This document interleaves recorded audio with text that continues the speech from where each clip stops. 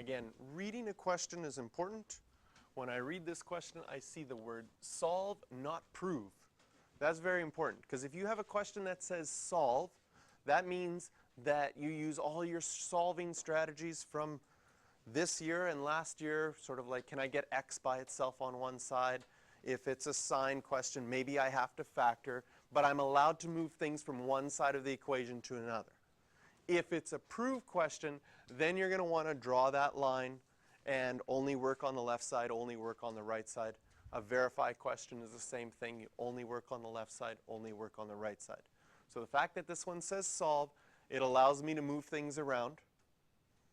And in this case, it's already equal to 0 on one side. That seems to be a good thing. Looks like my like terms are together. But the first thing I notice this question has a cos and a sine squared. And when solving an equation, you want to make sure that you have either the same trig function all the way through, or you can factor it. Looking at this right now, I don't have the same trig function all the way through.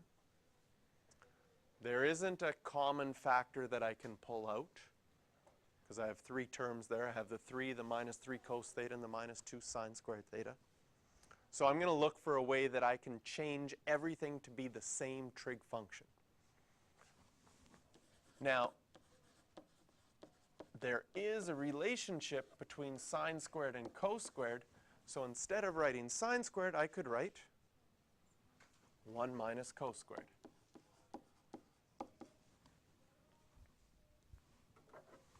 I'm going to distribute this through. I'm going to rewrite my equation in the order so that if it is factorable, it will be easier. We usually write the thing that's squared first. Can you see when that minus 2 hits the minus cos squared? That will give me positive 2 cos squared x. I'm still going to have the minus 3 cos x from before. But now I'm going to have some like terms. I'm going to have a 3 minus 2, which when I put those together gives me plus 1. If you wanted to take an extra step and distribute it first, then combine your like terms, that's fine. But you see how I wrote this now so that my something squared minus the value minus the constant, so that it is in the form that you can factor it.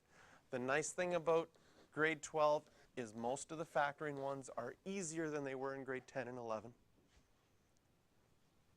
The only way I can get a 2 cos squared as my first term is if I have 2 cos x and cos x. The only way that I can get a 1 as my last term is if this is a 1 and a 1. We just have to figure out what the signs are going to be. My 1 has to be a positive 1, so both of these will either be both positive or both negative. But I need my middle term to be minus 3, so they're going to both be negative. So when I check, my outside is minus 2 cos x, my inside is minus cos x. Those get combined to give me minus 3 cos x. So this does factor correctly. Now that I've factored, I can split it here. This side means that cos x could equal 1/2. This side means that cos x could equal 1.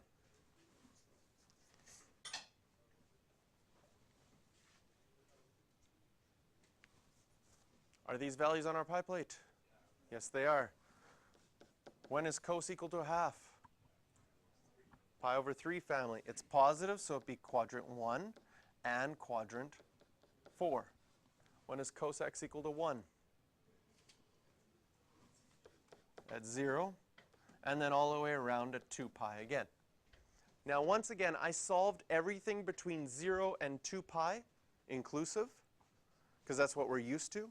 Once we're done, we're going to go back and look at what domain they ask us to solve for. They're asking us from 0 to 3 pi over 2.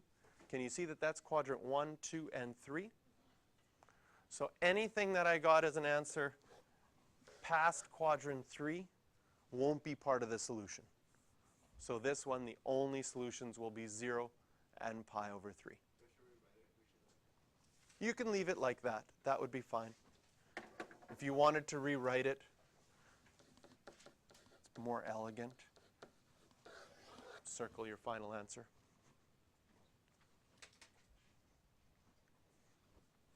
And the only question from this one I'll get you to do is number 10.